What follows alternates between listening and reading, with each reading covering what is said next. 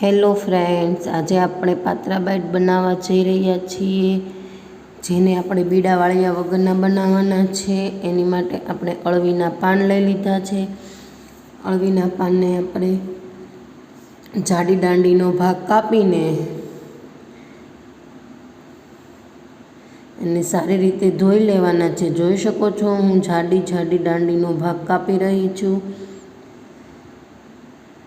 પાન ફાટી જાય, તૂટી જાય, કોઈ ટેન્શન લેવાનું નથી, કેમ કે આપણે બીડા વાળવાના નથી। બધા જ પાનને આપણે સારી રીતે જાડી નસો કાઢી લઈશું। આપણે બીડા વાળીએ ત્યારે આપણે બધી જ નસ કાઢવાની હોય છે પાત્રાની, પણ આપણે આમાં જાડી દાંડીનો ભાગ જ કાઢીશું। જોઈ શકો છો તમે।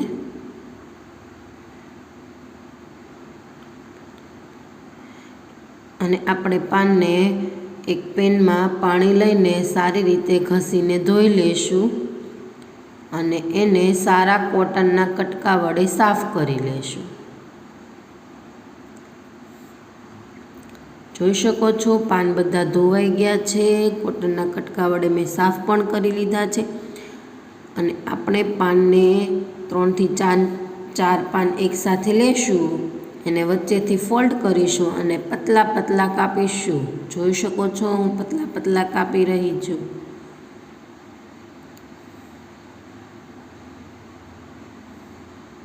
એવી જ રીતે આપણે બધા પાનને સારી રીતે કટિંગ કરી લઈશું।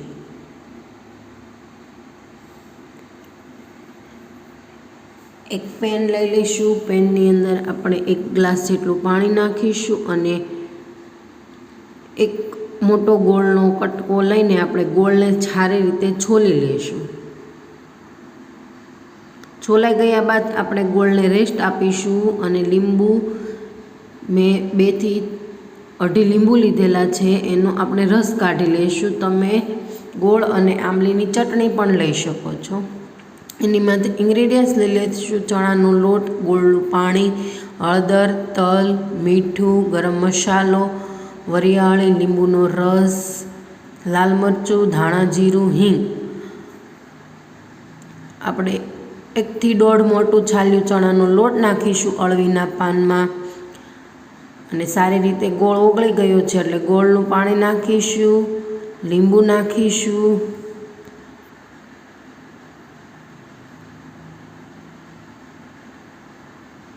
મીઠું નાખીશું 1.5 ચમચી 2 ચમચી જેટલું, અને તમે ટેસ્ટ અકોર્ડિંગ નાખી શકો છો, તમે જેવું ખારું ખાઈ શકતા હોય અથવા મોળું ખાતા હોય। 3 ચમચી જેવા 4 ચમચી જેવા તલ નાખીશું, વરિયાળી નાખીશું 2 ચમચી,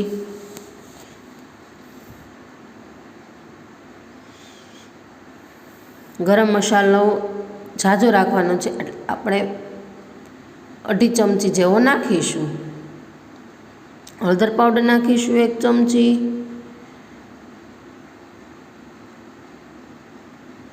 લાલ મરચું પાવડર નાખીશું 2 ચમચી અને ધાણા જીરું પાવડર નાખીશું અને 1/2 ટીસ્પૂન જેટલી આપણે હિંગ નાખીશું અને સારી રીતે મિક્સ કરી લઈશું।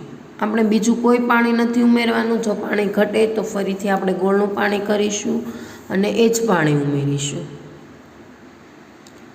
અને બાદમાં મિક્સ કરીને આપણે એની અંદર 1 પાવડું તેલ નાખીશું। આપણે સોડાનો ઉપયોગ કે ઈનાનો ઉપયોગ નથી કરવાનો, તો પણ પોચા જ બનશે। આપણે ઢોકળી લઈ લઈશું। ઢોકળિયાની અંદર આપણે પાણી મૂકીશું। પાણી ગરમ થઈ ગયા બાદ આપણે ઢોકળિયાની જે પ્લેટ આવે એ પ્લેટમાં આપણે તેલ અથવા તો બટર અથવા તો ઘી આપણે ગ્રીસ કરીશું।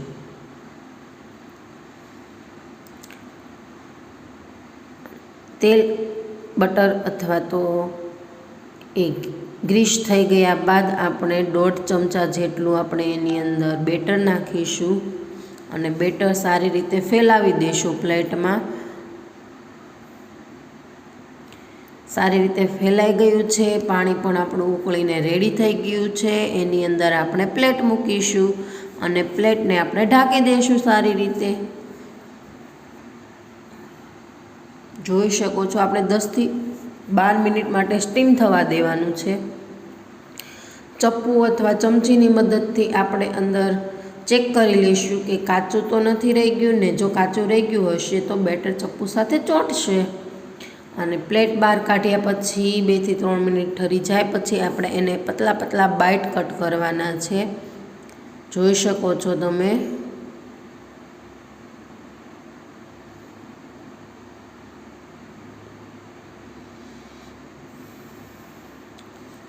એ જ ટેસ્ટ સાથે આપણે આ પાતરા બાઈટ બને છે, જે આપણે બહાર બજારમાં આપણે બીડા વાળેલા અથવા તો કે વીટા વાળેલા પાતરા ખાઈએ છીએ જેમ તે જ ટેસ્ટ સાથે મળે છે આ પાતરા.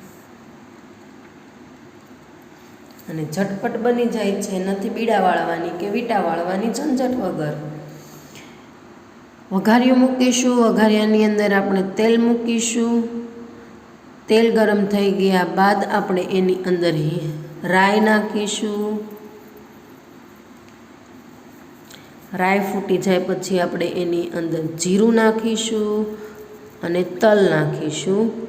જો રાઈ ફૂટી ગઈ છે બધી એટલે મેં ગેસ બંધ કરી દીધો છે. એની અંદર આપણે તલ નાખ્યા અને વઘાર કમ્પ્લીટ થઈ ગયો પછી આપણે જે બાઈટ કટ કરેલા હતા એ બાઈટની અંદર આપણે વઘાર રેડી દીધો અને સારી રીતે મિક્સ કરી લીધું. અને તૈયાર છે આપણા બીડા વાળ્યા વગરના 10 થી 15 જ મિનિટમાં ઝટપટ બની જાય તેવા પાતરા બાઈટ. અને હું આ જ પાતરા બાઈટની એક સિક્રેટ રેસીપી શેર કરવા જઈ રહી છું. એની માટે તમારે મારા બીજા વિડીયો જોવા પડશે અને ચેનલને સબસ્ક્રાઈબ ફોલો કરવી પડશે. Thank you friends.